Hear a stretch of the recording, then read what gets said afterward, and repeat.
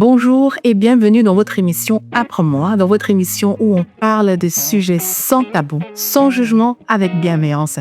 Alors aujourd'hui, nous allons parler d'un sujet qui touche plusieurs personnes en tout cas, sur notre thème est-ce que les hommes ont été assez, peut-être, instruits, éduqués ou préparés pour le mariage?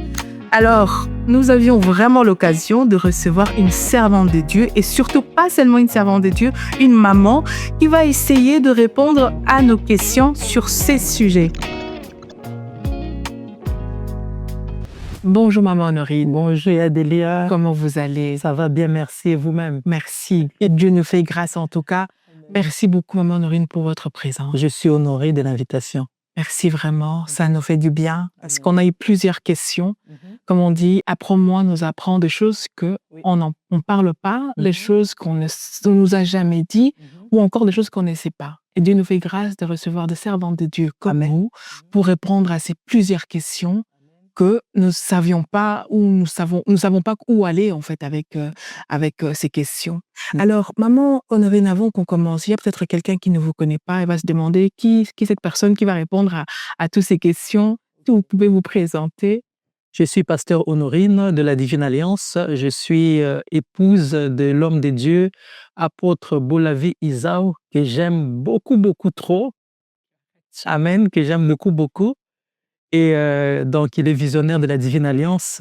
Nous avons une église à Bruxelles, dans le rue Guedno 54, à Anderlecht. Aussi, il y a une extension à Liège, à Serra, rue des Écoliers 65. Donc, par la grâce de Dieu, on essaie d'encadrer le peuple de Dieu. Et voilà, je suis mère de beaucoup des enfants, biologiques et spirituels. Et voilà, le plus Correct. casquette. Bonjour pasteur Bolavi, merci vraiment pour la présence de maman dans notre émission Apprends-moi. Alors maman, je vais utiliser les mots maman parce que nous sommes là pour des conseils. Elle est aussi bien servante pasteur dans l'église de son mari, soumise, en train d'accompagner son mari. Maman, aujourd'hui, nous avions plusieurs questions et surtout sur notre thème, est-ce que, je vais utiliser d'abord maman, est-ce qu'on a assez éduqué ou instruit ou encore préparé nos enfants garçons OK. au mariage? Maman. Moi, je pense que c'est d'abord la responsabilité des parents, donc de la maman et des papas, parce que l'éducation, ce n'est pas seulement une seule personne qui doit le faire. C'est pas que la maman. Il y a la part de la maman, il y a aussi la part, la présence du papa. C'est très important dans l'éducation. Donc, on va dire que moi, je trouve qu'ils n'ont pas été vraiment éduqués par rapport à ça. Ils n'ont pas été bien préparés. Pourquoi? Parce que dans ma génération, j'ai vu que les parents ont un peu discriminé, si on va dire ça. L'éducation que ma mère, par exemple, m'a donnée était différente de mes grands frères. Donc, ils étaient des rois, on va dire des princes à la maison. C'est nous D'accord. qui faisons tout. Et eux, ils foutaient rien et ils n'ont rien appris et ils savent rien faire. Et c'est nous qui faisons tout. Alors, je pense que ça doit pas être comme ça. Nos mamans, nos futures mamans ou les mamans qui vont nous suivre, ça serait important que nous puissions regarder les filles et les garçons sur un pied d'égalité, de leur montrer des choses qu'ils doivent connaître. Ce n'est pas seulement les filles qui sont mariées, parce que ces filles-là seront préparées, mais ils vont rencontrer des hommes, des garçons qui sont un peu immatures parce qu'ils ne connaissent pas tout. Ils vont apprendre des choses, ils vont découvrir des choses dans le mariage, et ce qui est dangereux. C'est comme ça qu'on dit, ah, la femme est toujours mature avant l'homme. Alors, Donc, c'est parce que justement, la femme a été préparée dès le bas âge et l'homme pas. Donc, on se retrouve une personne qui est mature avec un bébé âgé et c'est difficile de porter un bébé qui est âgé. Donc, ça serait mieux d'éduquer les deux de la même façon. maman Honorine, est-ce que vous pensez que cette euh, manque de, comment je peux dire ça? Est-ce que cette manque de cette façon-là d'éduquer un homme, vous pensez que ça influence carrément son avenir ou encore son mariage? Ça influence son avenir, ça influence son mariage. On a vu dans mon parcours, dans mon ministère, j'ai vu beaucoup de cas de mariages qui ont été détruits à cause de ça. D'accord. J'ai vu des femmes qui ont baissé, qui sont fatiguées, pas parce qu'ils n'aiment pas leur mari, mais parce qu'ils ont trouvé que non, à cette allure, c'est moi qui va périr. Oui. C'est moi qui va mourir. J'ai vu des femmes qui sont rentrées en dépression. Une femme qui vient d'accoucher, 2 jours après l'accouchement, tu viens regarder, visiter le bébé, mais tu les trouves au four et moulin. Et cette femme-là, après, dépression post-natale, pourquoi? Parce que elle est la seule à faire tout dans la maison et c'est pas possible. Alors, étant que femme, j'aimerais pas que, par exemple, que ma fille connaisse ce genre de choses Charge. et moi-même non plus, j'aimerais pas vivre ce genre de mariage.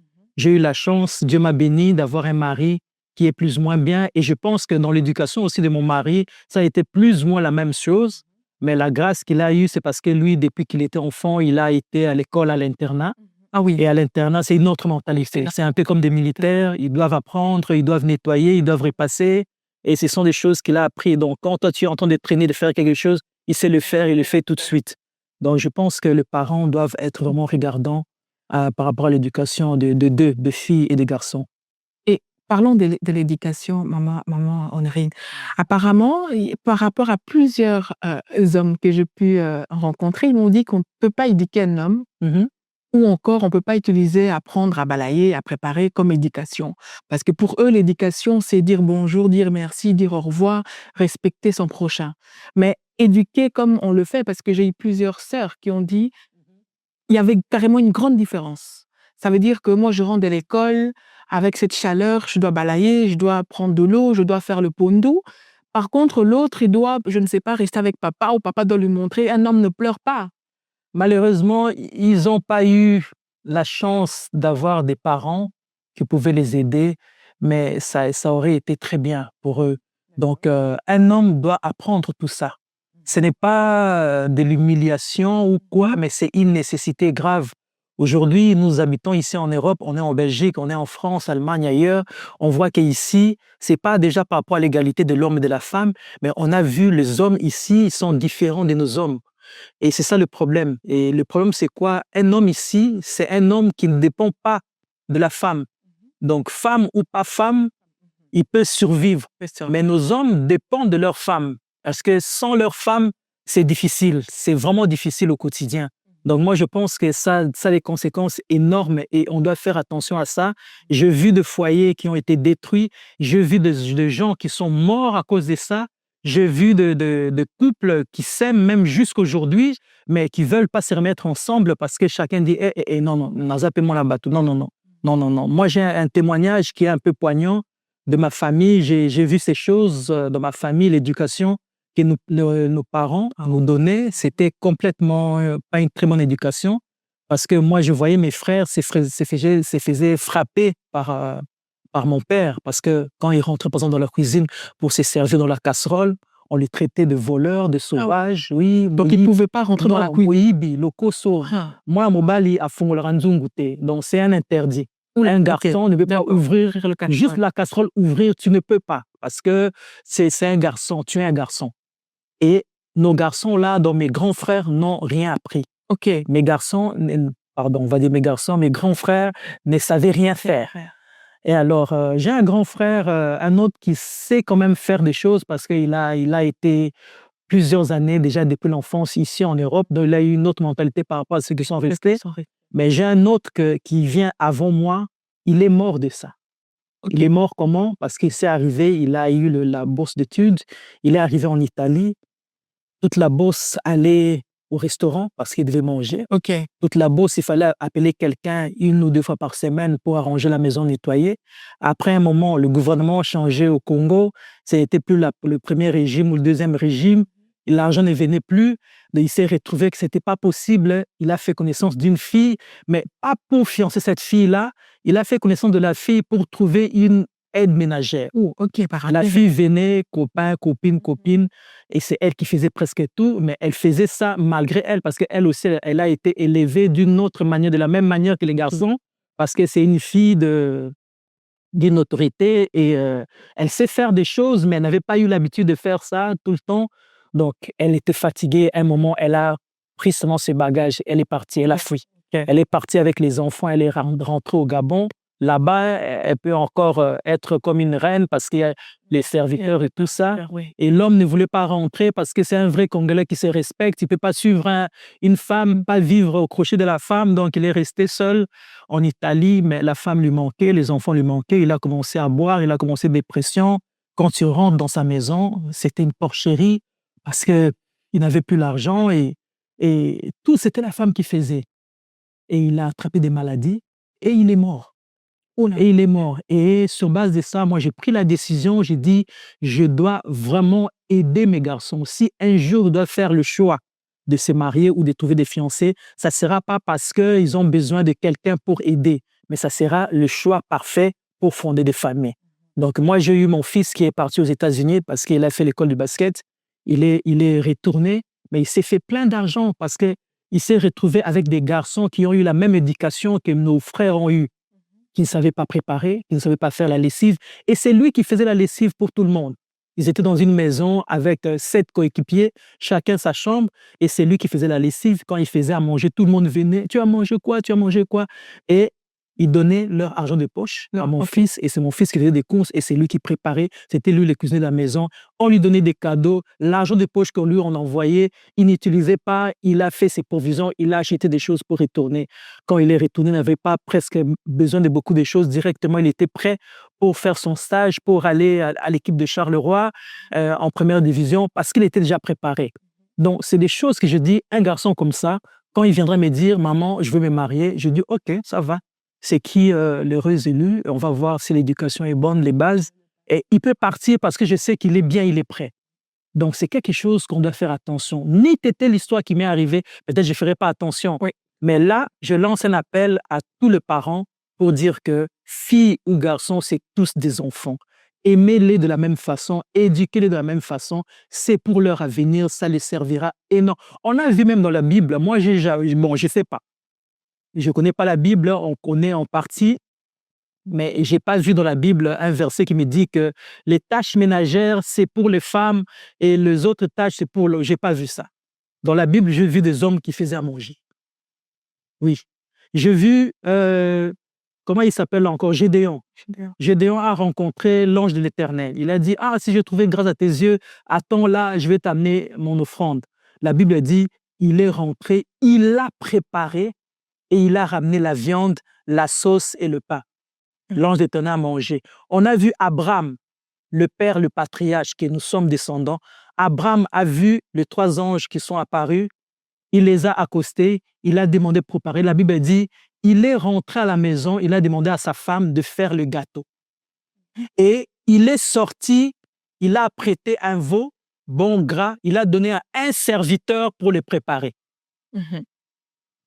On peut peut-être la lire. Bien sûr. Oui, on peut peut-être la lire parce que les choses comme ça, il faut lire ça pour ne pas créer Tout à fait. des problèmes parce que nous sommes dans un terrain où là, beaucoup de gens n'aiment pas trop.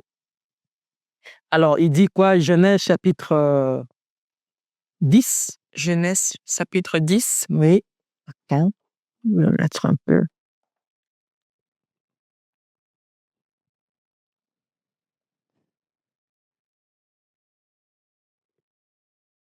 Non, c'est 18. OK. Genèse 18. Alors, la Bible dit qu'il a levé les yeux, il a vu, on est au verset 6, 5, on va construire 5. J'irai prendre un morceau de pain pour vous fortifier et tout et tout.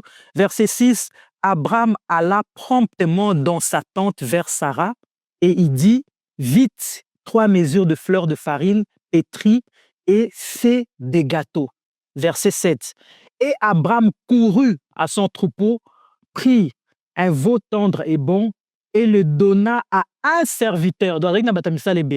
Il le donna à un serviteur qui s'est hâta de la prêter. Donc, c'est le serviteur qui a fait la viande. Et moi, ce n'avait peut-être la spécialité, c'était les gâteaux, les choses comme ça, la pâtisserie. Et il prit encore de la crème, de tout ça, et il apporta le deux. Il s'étend lui-même là pour manger avec eux. Donc, on a vu qu'Abraham, sa femme a préparé des gâteaux et le serviteur a préparé la viande. Mais on a vu qui? On a vu Gédéon qui a préparé tout. La viande, la sauce, le pain qui a donné lui-même à l'ange de l'Éternel, dont la Bible dit clair. Et on a vu dans Luc 10, on va dire 39, l'histoire de Marthe et de Marie. Marthe qui était là occupée aux tâches ménagères, tout ça, qui demande à Jésus si Jésus ne peut pas renvoyer sa sœur Marie de venir l'aider. Jésus dit non, non, non, non, non. Toi, tu t'inquiètes de beaucoup de choses. Elle est bien, elle suit la parole de Dieu, donc ça va. Donc, c'est à toi de t'organiser parce qu'elle était là occupée à diverses tâches ménagères. Donc, le ménage, la nourriture, tout ça, ce n'est pas que seulement pour les filles, c'est pour tout le monde doit savoir. Gédéon, il n'était pas encore marié. Mais dans le plan de Dieu, il était vaillant héros. Dans les temps qu'il trouve la fiancée, qu'il se marie, tout ça, il devait manger. La Bible dit, il prenait la nourriture, il gardait derrière parce que les Madians devaient voler. Et donc, c'est quelqu'un qui s'organisait parce qu'il savait que non, les temps que je trouve un fiancé, tout ça, je dois essayer de m'en sortir tout seul. Dans la Bible, il n'y a pas pour dire les femmes doivent faire ça, les hommes doivent faire ça. Et on trouve même les bons cuisiniers ou le bon chef-coq, c'est les hommes. Hein. Quand tu vas dans les restaurants, les bons restaurants chics, tu vois, c'est les chefs coutumiers, c'est les hommes qui préparent.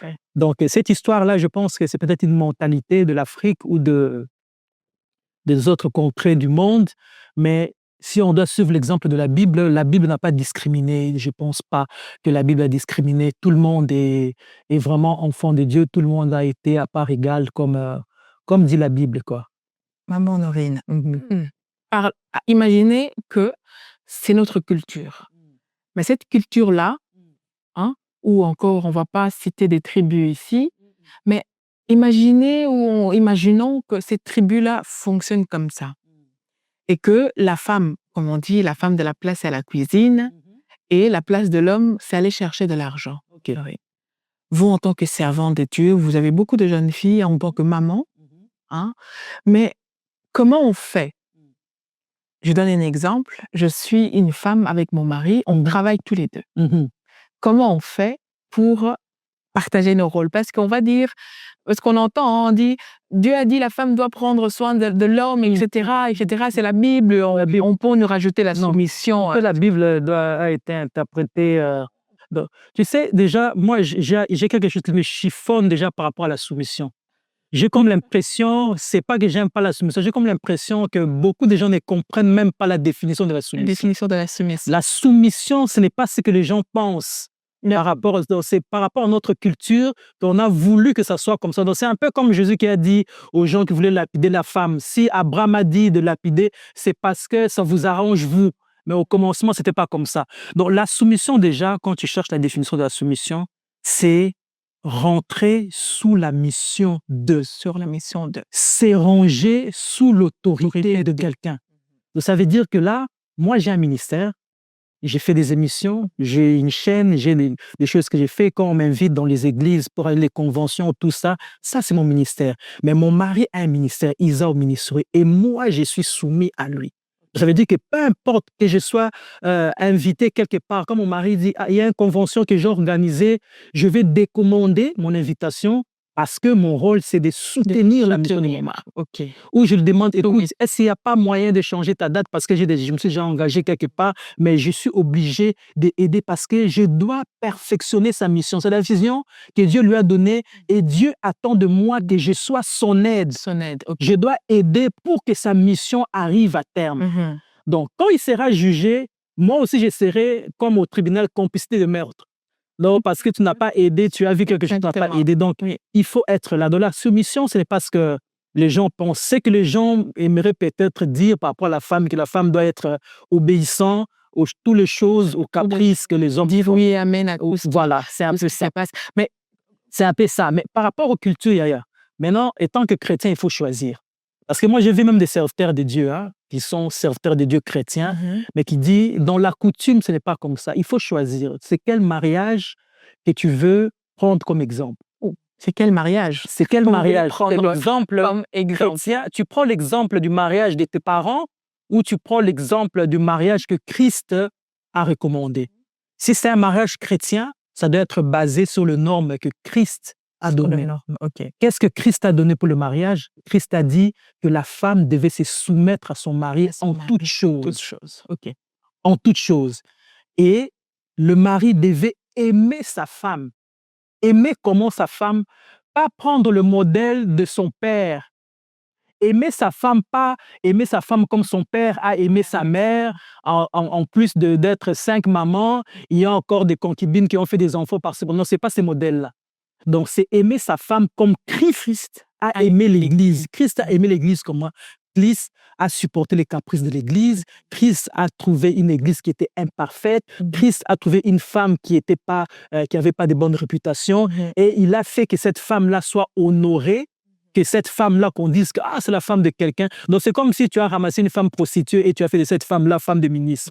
Okay. Et elle a été honorée. C'est comme ça que Christ a aimé sa femme.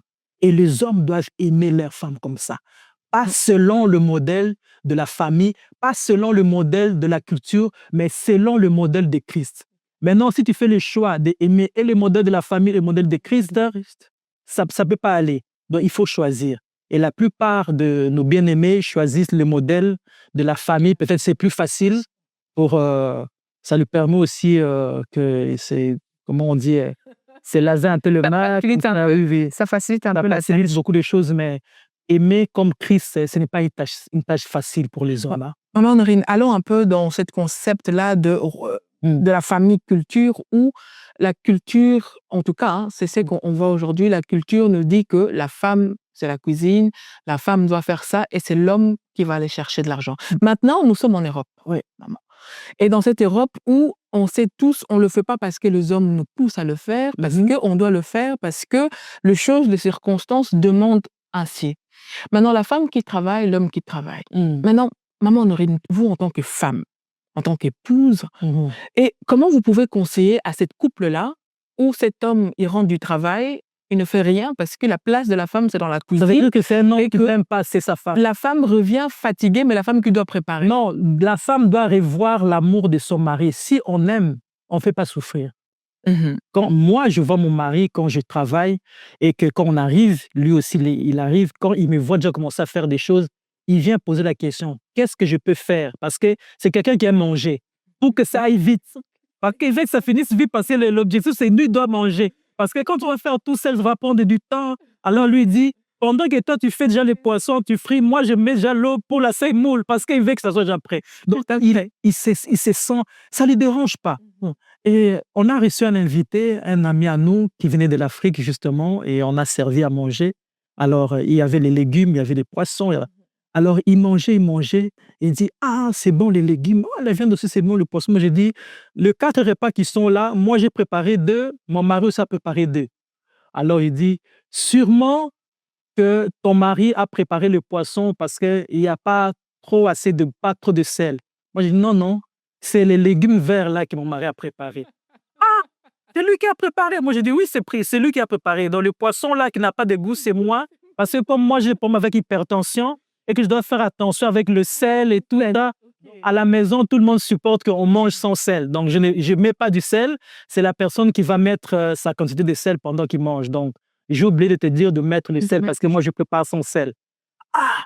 Mais pour toi, échange. Non. Normalement, maman, si tu es au Congo, tu vas avoir des problèmes avec la belle famille. Moi, j'ai dit, mais pourquoi on pourrait avoir des problèmes avec de belles familles? Parce que la belle famille aussi doit nous prendre comme exemple. Exact. Donc, quand on aime sa femme ou quand on aime son mari, on ne fait pas souffrir, on compatit, on comprend, on supporte. C'est une charge qu'on porte à 2. Donc, le mariage ne doit pas être difficile parce que c'est une histoire à 2 personnes. Nous sommes tous 2 des acteurs. Donc, nous tous devons être en action. Ce n'est pas qu'une seule personne porte et l'autre ne porte pas. Ça, ce n'est pas le mariage. Le mariage, c'est 2 personnes.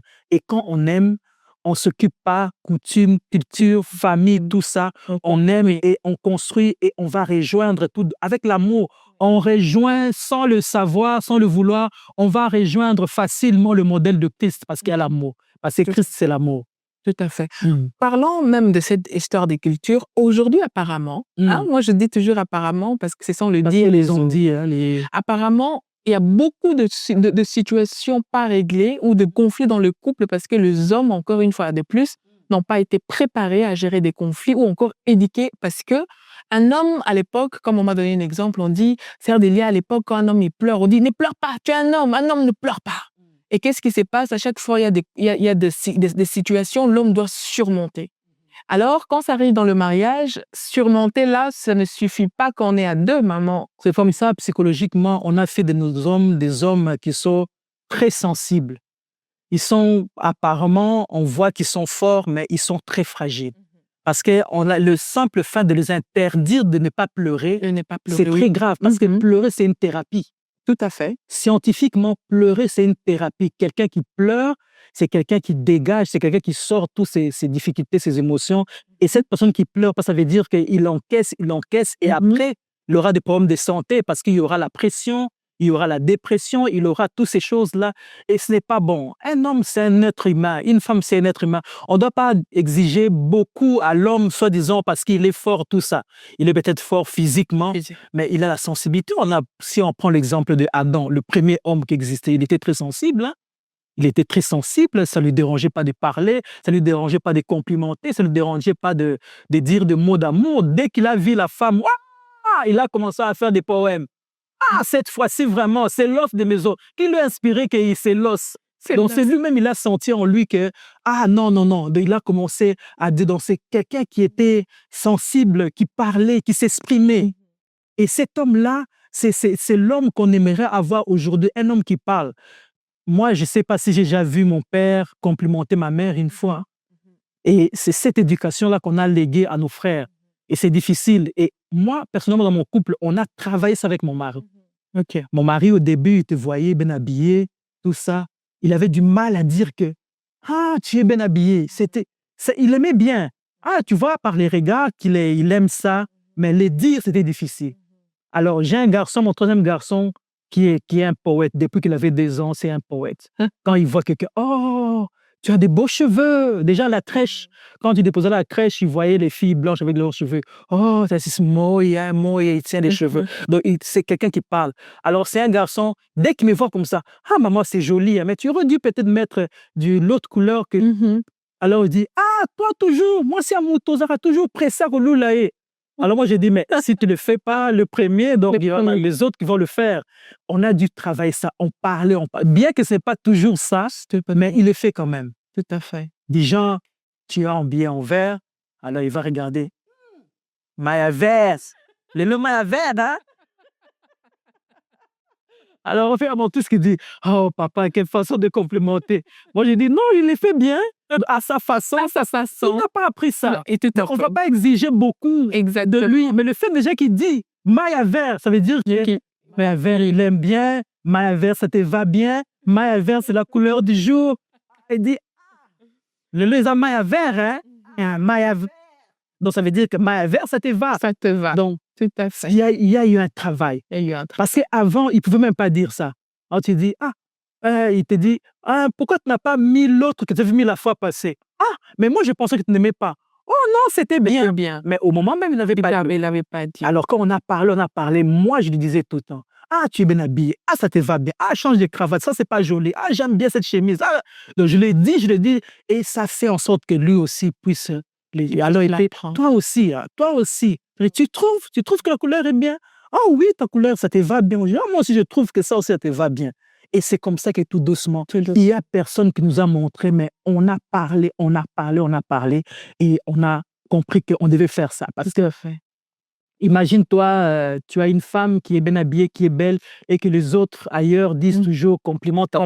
Et quelque part, ça va te rendre aussi un peu en sécurité, parce que tu vas penser que on va la draguer ou quoi, mais ça serait mieux que toi-même, tu dragues ta femme tous les jours ou ton mari tous les jours. Tout à fait.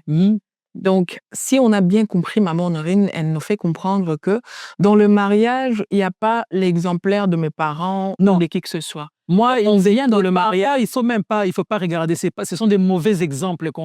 Non, moi, je ne prends pas pour exemple le couple de mon père et de ma mère. Oui. Moi, j'ai vu ma mère souffrir. C'est des choses que peut-être en privé, j'ai vu ma mère souffrir. Ma mère, c'est une femme qui est venue d'une famille, on va dire, plus ou moins pauvre. Et elle a épousé un homme riche, parce que mon père, il avait des moyens. Il était quelqu'un, le gouvernement de Feu Mobutu. Et elle s'est retrouvée que c'est elle qui a pris la charge de toute sa famille. Donc, elle a payé les études de ses nièces, de ses neveux, donc c'est elle qui a porté toute sa famille. Donc, bien que mon père, c'était quelqu'un qui était un peu, tu vois, les gens, là-bas une femme, elle souffrait dans le silence, mais elle ne savait pas partir. Elle devait rester parce que sa famille l'a coincée là-bas. Parce que quand il y avait des choses ou des rapports qu'elle devait donner à sa famille, on lui disait, mais il faut seulement supporter, tu vas aller là-bas et tu ne penses pas à nous. Qu'à un moment, notre grand-mère habitait chez nous. Et quand ma mère, moi, à plusieurs fois, j'ai surpris ma mère qui donnait des rapports à ma grand-mère, qui disait, ah, maman, ça va pas, ngaïso et contenu, boinarotika, li balo, moi, non, yo zam loki, yo nde moto koboma biso na famille, yo olonga na libala o biso tokufa, batindi oboma biso. Donc on la condamne à vivre un mariage, elle n'est pas heureuse dans ce mariage-là. Et le mari le sait. Le mari sait que tu vis ici grâce à moi, ta famille vit grâce à moi. Donc il se permet de faire des coups bas parce que de toutes les façons, tu n'as nulle part à aller ailleurs. J'ai surpris ma mère en train de pleurer sous la douche, elle était là. Donc quand ça l'arrivait beaucoup, elle rentrait dans la salle de bain pour que les enfants ne voient pas. Elle s'est lavée, elle s'est douchée et elle pleurait. Alors, elle sortait de la douche, je vois ses yeux tout rouges. Moi, je disais, qu'est-ce que c'est pas? Je ne fais pas attention. Mais un jour, je l'ai surpris en train de pleurer. Pourquoi tu pleures? Oh non, rien, tout ça. Et moi aussi, j'ai pensé que c'était rien. Mais en grandissant, quand je suis devenue femme aussi, je suis devenue mariée, femme au foyer, j'ai commencé à comprendre. J'ai dit, ah, c'est comme ça. Parce qu'il y a des jours, parce que c'est pas toujours vous, il y a des jours où vous avez des différends, des incompréhensions, et ça va pas, et ça te monte, et tu as envie de crier. Les enfants sont là, tu sais pas crier, tu sais pas te disputer, parce que c'est pas une bonne image pour les enfants. Tu rentres dans la chambre, tu fermes la porte, tu pleures un peu pour te dégager. Ah, quand je connais ça, j'ai dit, ah, je comprends pourquoi maman pleurait. Parce qu'elle ne veut pas pleurer devant les enfants, c'est une bonne image, mais ça m'arrive aussi de pleurer. Pas parce que mon mari est méchant, mais parce qu'il y a des choses comme ça qu'il faut t'exprimer. Et comme le moment n'est pas le bon moment, parce que les enfants sont là, ou c'est la nuit, et un moment, quand tu trouves une minute pour toi, tu peux te dégager comme ça. Donc, c'est quelque chose qui n'est pas bien, qui est vraiment malsain. Donc, un exemple comme ça, ce n'est pas vraiment un exemple à suivre parce que c'est un exemple on va dire, de tragédie dont ils ont survécu dans le mariage. Et pour preuve, ma mère, elle est morte avant mon mari, avant son mari. Donc, pourquoi? Parce qu'elle a eu beaucoup à apporter. Elle a accumulé psychologiquement, mentalement, tout ça. Elle est morte, elle était jeune, encore jeune. Hein? Ma mère, quand elle est morte, elle avait 55 ans. Ok. Elle avait 55 ans, elle est morte. Et ça va faire plusieurs années, déjà 25 ans qu'elle est morte, je pense. Et tu vois, et son mari est resté très, très, très, très longtemps jusqu'à... Non. Maman, Oui. vous avez, en tant que maman ou en tant que servante de Dieu, qu'est-ce que vous pouvez conseiller à une jeune fille, à une femme, hein, parce que là, on voit pas seulement, ça ne se passe pas seulement avec les jeunes filles, hein, ça se passe aussi avec des couples qui ont fait 20 ans, 15 ans. Comment vous pouvez les conseiller? Parce que là, vous avez dit que votre maman est partie, on ne sait jamais avec la souffrance de tout ça. Mais il y a une jeune fille qui nous regarde, il y a une femme qui nous regarde et qui est en train de pleurer. Pas pleurer parce que elle a pas d'argent, parce que dans son couple, ça ne va pas. Ils n'ont pas encore compris que dans le mariage, ce n'est pas question des autres, c'est question de nous. Qu'est-ce que je dois donner? Qu'est-ce qu'il doit donner? C'est qu'est-ce que j'apporte? Mais qu'est-ce que vous pouvez conseiller à cette femme-là qui est peut-être au point de divorcer parce qu'il se dit « Stop, là, moi, j'en ai Je n'en marre. peux plus. Moi, je vais d'abord commencer par les jeunes filles qui ne sont pas encore mariées. Oui. De dire aux jeunes filles de faire très attention, de ne pas être pressées. Le mariage, c'est une affaire des adultes. Donc, on ne vient pas ça parce que « Ah, ma maman me donne beaucoup de tâches à la maison, je vais m'enfuir à la maison, je vais aller chez moi, je vais me marier. Donc, ce n'est pas des blagues comme si que je vais aller là-bas avec mon mari, on ne va rien faire parce qu'à la maison, on fait trop de vaisselle ou on me demande de ranger. Non. Le mariage, il faut se préparer. Voilà pourquoi j'encourage les jeunes filles et les jeunes garçons de rentrer dans le fiançailles. Pourquoi le fiançailles? Parce que le fiançailles, selon la Bible, le fiançailles, on peut la rompre. On peut rompre le fiançailles quand ça ne va pas. Mais quand on est déjà marié, oui, c'est plus... on va dire, c'est pas bon de faire demi-tour. Quand on est marié, on doit rester. Mais c'est dans le fiançailles que tout séjour. Et c'est dans le fiançailles que tu peux changer d'avis. Et tu peux dire, ah non, moi je vois que non, nos caractères ne sont pas compatibles. Voilà pourquoi même les Occidentaux, dans les fiançailles, c'est là qu'ils font même scientifiquement des tests de comment on fait ça, de compatibilité. Est-ce que c'est un couple qu'on saura avoir des enfants? Est-ce que les groupes sanguins, tout? Pourquoi? Parce que c'est les fiançailles qui te montrent. Quelqu'un peut se cacher aujourd'hui, 2 jours, 3 jours, mais il finira toujours par se dévoiler. Et c'est là que tu vas comprendre, non? Cet homme, c'est quelqu'un qui est très nerveux. Cet homme, c'est quelqu'un qui se fâche vite. Cet homme, c'est quelqu'un qui a la main facile. Toujours quand il y a quelque chose, il frappe. Donc, tu sais déjà, s'il se maîtrise comme ça veut dire que dans le mariage, il ne va pas se maîtriser, il va frapper. Tout à fait. Et donc, c'est là qu'il faut régler. Parce que quand tu n'as pas réglé ça là, dans le mariage, ça va devenir trop tard. Et quand tu vois que tu n'es pas prêt, il faut pas faire des concours que l'autre s'est marié, moi l'heure passe, moi l'âge passe. Non, c'est mieux de se marier tard, mais pour 10 jours. Correct. Et que de se marier après deuxième mariage, troisième mariage, ça c'est pas un bon CV. Mais pour les gens qui sont mariés, il y a encore moyen de arranger ça. Donc c'est toujours possible d'arranger si on va maintenant instaurer de bonnes bases, par exemple la communication, le dialogue, parler, avoir un dialogue avec son homme, déjà à vous deux, un dialogue qui est libre, un dialogue qui est sincère, en toute vérité. Parce que le problème, c'est quoi? On va dire, toi parle et moi aussi je vais parler. On a déjà fait l'expérience à l'époque avec mon mari. Alors, on a dit, on va parler. Et j'ai commencé à dire, ah, toi, tu es comme ça, parfois tu fais comme ça, parfois tu dis comme ça, parfois tu fais comme ça, moi, j'aime pas trop et tout ça, en toute liberté. Ah, ok, ça va. Moi aussi, je vais parler. Alors, cet homme-là, il a commencé à dire les choses qu'il n'aime pas chez moi. À un moment, je réfléchis, j'ai dit, mais entre nous deux, c'est moi qui suis la mauvaise. Donc, c'est pas le fait que toi, tu parles et que l'autre ne parle pas et que tu penses que tu es bien parce que l'autre n'est vraiment, il se lamente pas. Mais c'est seulement parce qu'il a pris la décision de dire que non, bon, elle est comme ça, je vais laisser passer. Mais il a commencé à parler. Regarde-toi, tu fais ça. Regarde-toi. Par exemple, quand tu réveilles, que tu es fatigué, déjà, quand tu rentres, nous tous, nous sommes déjà aux aguets. On est là, on sait, elle va commencer à crier. Tu vas rentrer, tu vois déjà quelque chose de travers. Qui a laissé ça comme ça? Tu enlèves ou tu jettes. Et tout le monde, est-ce que tu remarques quand tu es là, tous les enfants, chacun prend sa position. Moi, je cours, moi, je vais au bureau parce qu'on t'évite.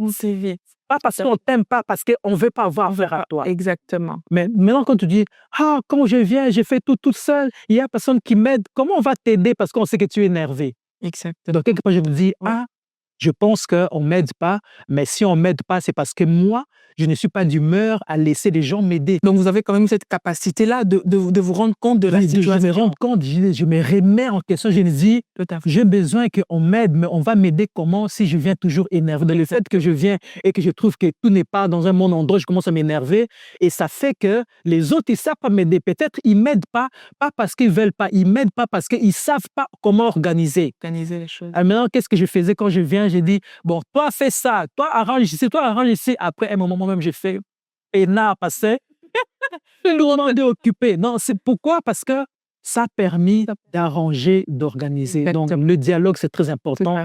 Quand vous deux, ça ne va pas, parce que parfois, l'autre va dire des choses que toi, tu n'aimerais pas, il faut demander une tierce personne. Et la tierce personne, ça, c'est le rôle de marraine, de parrain, de témoin, si possible, que quelqu'un aussi qui a la maturité, quelqu'un qui a de bons conseils, quelqu'un qui peut nous aider réellement. Parce qu'il y a des gens qui ne savent pas aider. Tu sais quoi, je vais te raconter l'histoire qui est dans la Bible. Tu connais l'histoire d'Esther? Avant que Esther vienne prendre le mariage de Vachi. Oui. Qu'est-ce qui s'est passé? Vachi n'était pas une mauvaise femme. Oui. Vachi n'était pas une mauvaise femme. La Bible dit, quand son mari, dans son règne 3 ans après, il a commencé à faire des vantards, inviter des gens, commencer à montrer ses richesses et tout. Il a commencé à festoyer pendant 7 jours. Il a bu, il était ivre. Dans la culture des gens de l'Orient là-bas, les hommes et les femmes ne sont pas toujours ensemble. Donc, quand il y a une fête, les hommes mangent, boivent de leur côté, les femmes aussi à part. Donc, la femme aussi fait sa fête, le mari fait sa fête. Alors, il envoie des gens, des conseillers du roi pour demander que la femme vienne. Mais qu'est-ce qu'il donne comme instruction? Il faut lui dire de porter sa couronne. Il faut qu'elle vienne pour que les gens voient sa beauté. Et cette femme-là connaissait son mari. Donc, ça veut dire qu'il savait que son mari était à l'addiction avec l'alcool. Et que quand son mari prenait l'alcool, peut-être qu'il y a des choses qu'on ne dit pas devant les gens, mais elle connaissait son mari. Et quand elle a entendu que son mari a bu, il était ivre et qu'il demande qu'elle vienne montrer sa beauté et qu'elle doit s'habiller de telle manière, elle savait. Donc, c'était une femme de caractère qui ne voulait pas seulement caractériser à Sambo. Non, je ne viens pas. Peut-être la manière de le dire n'était pas bien. Elle pouvait dire, non, dis au roi que quand j'aurai fini, je viendrai, tout ça. Mais catégorique, je ne viens pas. Et eux aussi, tu vois, les gens qui rapportent les choses vont dire, elle a refusé. Et il s'est fâché. Mais là, ce n'était pas encore le problème. Le problème est arrivé quand il a posé la question au conseiller. Qu'est-ce que je dois faire? Comment est-ce que je dois réagir par rapport au comportement de ma femme?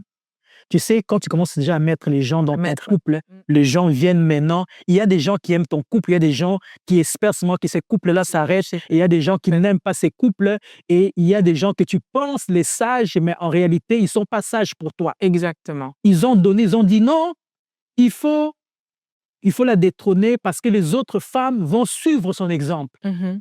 Quand ils vont apprendre, comment est-ce qu'ils vont apprendre? Parce qu'il n'y a personne qui les Il n'y sait. a personne, oui. Il n'y a que vous qui avez rapporté le message qu'elle a dit, elle ne vient pas. Donc, si les autres apprennent, ça veut dire que c'est vous qui allez rapporter chez les gens qu'elle a les couples là-bas. Il y a ça, ça, ça. Ça veut dire quoi? Quand on commence déjà à faire entrer les gens dans le couple, les choses commencent à sortir. Et ces sages-là, c'est eux qui ont donné des mauvais conseils.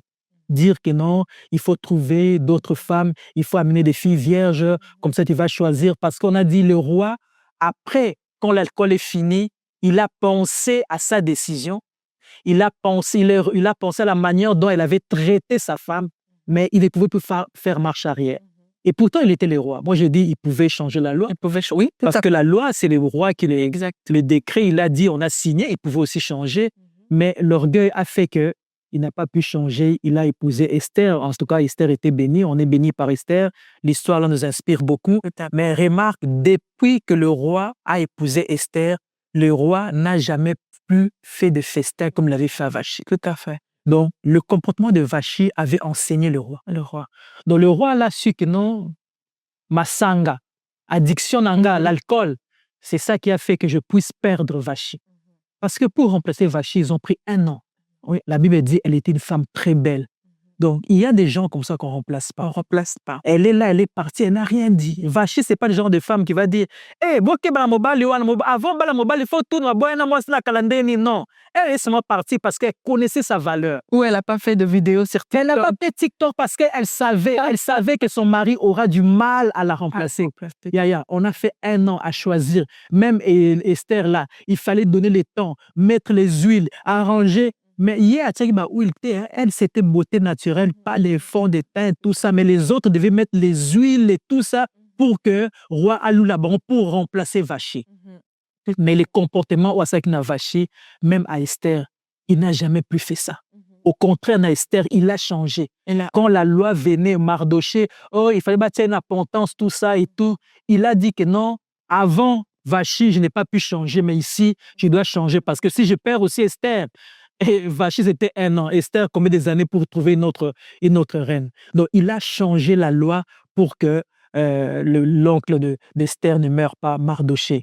Donc, il y a des choses comme ça qui peuvent nous instruire. Dans le couple, on va appeler quelqu'un, quand on ne s'entend pas, on va appeler X personnes pour nous aider, mais on doit savoir qui appeler. Parce que quand on rentre les gens dans le couple, même quand on dit, soi-disant serviteur de Dieu, tout ça, on a vu des choses, des aventures, ce n'est pas toujours des bons conseils. Donc, tout ce qu'on appelle sage, ce n'est pas toujours sage. Comme les Français disent, tous les fous ne sont pas toujours fermés dans l'asile. Il y a les gens qu'on voit dans la rue, il y a beaucoup de fous, mais qui sont libres. Donc, dans le couple, d'abord, essayez de dialoguer seul, à deux, discuter, communiquer, même si on va se disputer, même si on va crier, même si on va se chamailler, mais faisons ça à deux, que les gens ne sachent pas. Quand on trouve que c'est vraiment pas possible, on peut demander une 3e personne, mais quelqu'un sûr, quelqu'un qu'on a confiance, quelqu'un qui peut nous aider, qui peut donner des bons conseils. Et nous ne sommes pas obligés non plus de penser que c'est des bons conseils. Même les conseils-là, on peut aussi les examiner. Exactement. Si c'est à notre intérêt ou c'est à son intérêt ou à l'intérêt du public. Parce qu'il y a des conseils comme ça. Non, il faut seulement faire ça, sinon qu'est-ce que les gens vont penser de vous? Non, il ne faut pas que les gens pensent de nous. Il faut que nous-mêmes, autres hommes acteurs, que nous soyons bien dans notre couple. Donc vraiment, à un couple-là, dialogue, communication, conseil, mais pas n'importe qui. Parce que le roi a fait rentrer beaucoup de gens de sages dans leur couple avec Vachi. Le mariage était fini. Pourquoi? Parce qu'il a écouté les conseils des gens qui ne voulaient pas ces couples. Donc, on n'aimait pas ce roi-là. Parce que quand déjà il a fait sa fête-là, il commençait à montrer sa richesse, ma vanta. Ici, j'ai ça. Les gens commençaient à la haïr, à quitter. Et il faut faire attention à ceux qui nous entourent. Ils étaient quand même là, malgré qu'ils étaient là. On les appelait les sages. Ils étaient sages. Dans le livre d'Esther, Esther chapitre 2, à partir de 1, c'était des sages. Ils étaient là. Il était avec le roi. Mais quand la femme a réagi mal, ils n'ont pas donné des bons conseils. Vous pouvez dire que non, on va voir après, on va amener le conseil des femmes pour éduquer ou tout ça. Mais ils ont dit, qu'est-ce que les gens vont penser quand ils sauront ça? Et pourtant, les gens ne savaient rien. Donc, si les gens auraient su, kaka bangonde, ils allaient rapporter. Sinon, ça ne serait pas comme ça. Si je veux faire un petit résumé qui est très important, c'est que maman Norine a dit, on doit faire attention avec qui on raconte notre vie privée. Et quand je dis notre vie privée, c'est par rapport à notre couple. Parce que des fois, quelqu'un peut te dire, ah, ça va, mais peut-être c'est parce qu'il est en train de regarder ton couple de loin et il veut que ça se termine Oui. comme peut-être pour elle ou peut-être il veut prendre ta place. Donc, c'est très important vraiment pour le couple. Peu importe les difficultés, prier et chercher des gens vraiment par la grâce de Dieu sûrs pour vous donner de bons conseils. Et aussi, on nous a parlé de dialogue, comme maman Honorine a dit, c'est qu'ils ont fait cet exercice avec son mari, l'autre a parlé, mais ce n'est pas seulement le dialogue, maman Honorine. Vous avez dit quelque chose quand même qui m'a attirée, c'est que vous avez dit, au-delà de, parce que je peux dire aussi, mais sans reconnaître, parce que l'objectif n'est pas seulement de nous raconter des choses, mais vous vous êtes rendu compte en disant, ah, mais en fait, là, ce qu'il a dit, donc moi aussi, il y a un problème. Je pense que c'est qui a aussi facilité la démarche de savoir qu'est-ce que je peux faire, qu'est-ce que je ne dois pas faire. Ça, c'est le but du dialogue. Le dialogue, c'est vraiment pour construire.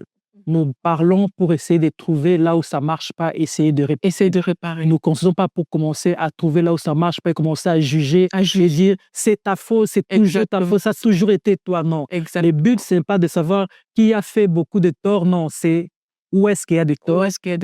Et dans mon cas, c'était moi qui étais en tort. Parce que moi, je suis quelqu'un qui parle, j'ai dit non, toi, tu as toujours fait ça. Toi, tu fais ça, toi, tu dis ça, toi, tu dis ça. Mais lui, c'est quelqu'un déjà de nature qui ne parle pas beaucoup. Mais quand il a commencé à me dire, toi, tu es comme... Tu veux que je te dise, c'est pas parce que je dis rien que tout va bien. Quand il a commencé à dire, je me suis rendu compte que non, moi, je suis la personne chiante de la maison. Mais dit non, tu nous amènes des amours. Quand tu n'es pas là, on est bien, on est à l'aise. Mais dès que tu rentres, tu vas commencer. Cette maison, c'est dans cet état. Nous tous, on fuit. On veut bien t'aider, mais comme on n'est pas organisé, on ne sait pas comment commencer. On attend que toi, tu nous dises, fais ça, fais ça. Mais vous ne m'aidez pas et tout. Mais comment on va t'aider? Tu n'as pas le bon humeur. On a peur seulement que tu commences à crier. C'est comme ça qu'on fuit. On te laisse faire tout seul. J'ai compris que si j'ai besoin d'être aidé, c'est à moi de faire l'effort de donner une atmosphère agréable. Exactement, de bien communiquer les choses. Mais quand je commençais à faire ça, non seulement il m'aidait, mais j'avais presque plus rien à faire. Parce que, toi, tu vas m'aider à faire ça, je vais faire. Et moi, je fais peut-être quelque chose d'insignifiant. Pourquoi? Parce que j'ai compris que je devais changer. Et c'est ça le but, comprendre qu'il faut changer. Parce que, tu sais, il y a quelque chose dans le mariage que les gens ne comprennent pas. On est déjà deux personnes différentes. Ça, toi, tu es l'homme, moi, je suis la femme. Bon, tu n'es pas l'homme comme les autres. Non, c'est l'exemple, illustration. Et qui sait? Les gens vont penser qu'il y a c'est un homme. Non. Je suis légalement marié. Voilà. Avec un homme de sexe masculin. Donc, il y a un homme, il y a une femme. Nous sommes déjà deux personnes différentes. On ne réfléchit pas de la même façon. Tout à fait. On ne prend pas les choses de la même opinion. Tout à fait. Nous sommes déjà différents, déjà de nature. Exactement. Maintenant, ajoutez à cela deux éducations. Il y a l'autre qui est éduqué autrement, il y a l'autre éduqué deux cultures. Peut-être vous n'êtes pas de même culture. Deux cultures. Oyazamungala, mon mari, il est moitié angolais, moitié congolais. Oyazaï, Équateur, Oyazabou, il y a deux cultures. Bisokuna, direct. Bon, tu vois, il faut déjà compenser pour trouver le juste milieu. Ce n'est pas facile. Exactement. Et alors, ajoutez ça, il y a aussi les rangs sociaux. Il y a l'autre enfant de riches, enfant de pauvres, le classe moyenne. Tout ça, ça compte. Et il y a aussi l'instruction. Il y a l'autre qui est diplômé à Harvard, il y a l'autre qui a seulement son D6, il y a l'autre qui a seulement formation, il y a l'autre qui fait seulement des upleading. Ce n'est pas la même chose. Et ajouter à cela, maintenant, peut-être financièrement, il y a beaucoup de choses qui vont faire que pour trouver la bonne sauce ensemble, ça demande du temps. Ça demande du temps et il faut avoir la patience. Et cette patience-là, on peut la faire seulement quand il y a l'amour. Quand il y a l'amour, on peut se supporter. On peut dire non, mon mari, il est comme ça. Ma femme, elle est comme ça. On a le temps, mais parce qu'on espère que ça va changer. Peut-être pas d'un coup, mais ça viendra. À la longue, la patience. Et puis, on va faire en sorte que ça arrive. Pas toujours dire que pointer du doigt. Non. essayer vraiment de changer pour que ça arrive et essayer d'enlever des petites choses. J'ai été choqué. J'ai vu un homme de Dieu, un pasteur, qui réagissait par rapport à, tu vois, les choses des TikTok, qu'on accusait un homme à frapper sa femme. C'est un homme qui frappe sa femme et tout ça. Et le monsieur en commentaire, je lis qui dit, ah, mais Aza, moi, si naïa bala, bonsoir à Betty au Salani. Tu vois déjà quelqu'un comme ça, c'est une façon de réfléchir. Non seulement ça n'arrange pas par rapport aux commentaires il a posté là, mais tu te dis déjà dans sa maison, c'est comment. Donc, c'est quelqu'un qui s'est dit, c'est une femme, je l'ai épousée, j'ai donné mon argent, donc j'ai le droit de frapper. Il dit, moi, si ce que était à Kayote, il faut bétailler pour aller, nani me bal, nani moi aussi. Donc, quelqu'un comme ça, tu vas voir deuxième mariage, troisième mariage, parce que jusqu'à ce qu'il va comprendre que la femme, c'est la personne que je dois protéger, je dois l'aimer et que je ne dois pas toujours frapper. Quand je la frappe, ce n'est pas la solution. Parle-lui. Va comprendre. Peut-être elle comprend parce qu'elle est dans une situation où peut-être il n'a pas de ressources, où il n'y a que toi. Mais quand elle va trouver un moment, elle partira parce qu'il n'y aura pas de moyens. Donc, vraiment, essayons de changer et essayons de trouver le juste milieu dans l'amour, dans la compréhension, dans la patience, surtout dans Christ, tout ira. Exactement. Comme la servante, elle a dit, il faut essayer d'échanger, le dialogue, prenez le temps, créez votre propre mariage, si je peux le dire comme ça, avec l'aide de Dieu. La base, c'est Dieu. Et ça, c'est important. La servante aussi, elle a dit l'amour. Parce que dans l'amour, il y a tout. On a la facilité, on est flexible quand il y a l'amour. Et quand il n'y a pas l'amour, on a l'impression l'autre prend le dessus dans notre vie. Alors, et aussi la servante, il dit, la faute de parents, en tout cas, je mettrai certains parents, parce qu'il y a des parents comme vous avez éduqué vos enfants, les hommes le font. Donc, pour ce parent-là qui nous regarde ou qui a encore la possibilité de changer les choses, en tout cas, faisons l'effort parce que votre fils, c'est le mari de quelqu'un d'autre demain. Ce n'est pas parce que peut-être on va pas, moi personnellement, je n'utiliserai pas cette mauvaise éducation. Peut-être l'enfant peut être docteur ou quoi que ce soit, mais c'est juste ce détail-là où tu apprends à ton fils en disant la cuisine est pour ta femme, mais demain, ça peut être catastrophique et encore, ça peut entraîner à la mort. Alors, franchement, nous sommes arrivés à la fin, maman Honorine. Je ne sais pas quel dernier mot tu peux lancer à cette couple-là, ou une prière, ou un encouragement à cette femme-là qui veut abandonner, ou à cet homme qui pense que la femme lui demande beaucoup, parce que toi, tu me demandes beaucoup, qu'est-ce qui se passe ici? Moi, ma mère, parce que ma mère a tout fait. Mais en tout cas, mais quand maman a bien l'exemple, c'est toujours la mère. Hein? Même si ta maman a tout fait, ou ta grand-mère a bien fait les choses, mais tu n'as pas ta grand-mère ou ta maman en face de toi, tu as ta femme que tu as épousée. Maman Honorine, qu'est-ce que tu peux dire? Je veux dire seulement que soyons accrochés à Christ. Prenons le modèle de mariage qui est Christ. Nous n'allons pas prendre le modèle de mariage de nos parents parce que ce n'est pas des bons modèles, parce qu'eux aussi, ils ont reçu de mauvais modèles de leurs parents. Ce n'est pas ça qui est bon. Le monde évolue. À leur époque, la femme pouvait se permettre de rester femme au foyer.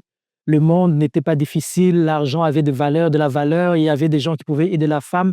Mais au monde actuel, la femme doit travailler, l'homme doit travailler, tout le monde est actif parce qu'on essaye de survivre. Alors, quand on ne se tient pas la main dans la main, quand il n'y a pas l'amour, le couple ne va pas rester. Donc, soyons patients, soyons aimants, gardons Christ. Je vais seulement prier pour recommander un couple entre les mains de Dieu. Je vais dire, Seigneur, tu es le Dieu qui réconcilie. Seigneur, en ces moments, nous appelons la réconciliation. Il y a un couple quelque part qui est fatigué, il y a quelqu'un, l'amour s'est éteint. Mais toi, tu es celui qui peut rallumer, faire revivre l'amour. Seigneur, il n'y a que toi qui peux le faire parce que tu es le troisième fil sur la guitare de mariage. Seigneur, nous venons recommander ces couples en détresse entre tes mains. Fais quelque chose pour la gloire de ton nom. Que ton nom ne soit pas hué, que ton nom ne soit pas sali à cause de couples qui se séparent pour de bêtes choses. Seigneur, donne la solution, donne la compréhension, donne la maturité et nous ne manquerons pas de te bénir, de te rendre gloire pour les miracles que tu vas accomplir dans nos couples. C'est au nom de Jésus que nous disons Amen. Amen, amen.